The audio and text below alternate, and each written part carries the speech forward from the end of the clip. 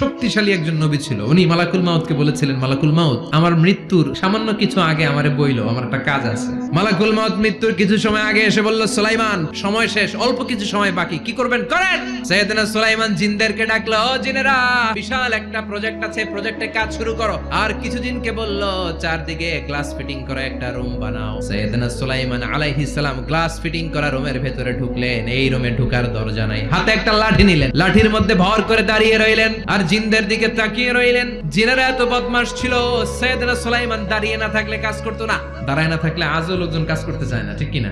সুলাইমান আলাইহিস সালাম লাঠির মধ্যে ভর দিয়ে দাঁড়িয়ে রইলেন আর বললেন, কাজ করো। জিনেরাও কাজ শুরু করলো। ওদিকে মালাকুল মাউত এসে বলে, ও সুলাইমান, সময় তো শেষ। সুলাইমান বলে, সমস্যা নাই, রূহ কবজ করো।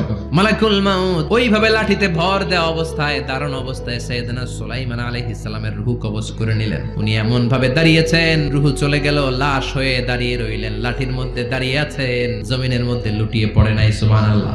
জিনেরা মনে করছে বস দাঁড়ায় আছে, কাজ করতেই হবে। করতে করতে পুরা প্রজেক্টের কাজ শেষ। ইন দ্য মিন টাইম ঝিঝি পোকা, উই পোকা সুলাইমান আলাইহিস সালাম লাঠির ভেতরে ঢুকে লাঠিও খেয়ে ফেলেছে। সাইয়েদনা সুলাইমান আলাইহিস সালাম ধপাস করে জমিনে পড়েছে। আর জিনেরা কয়, হায় হায়, খালি খালি কাম করছে এতদিন। সুবহানাল্লাহ কইবেন না?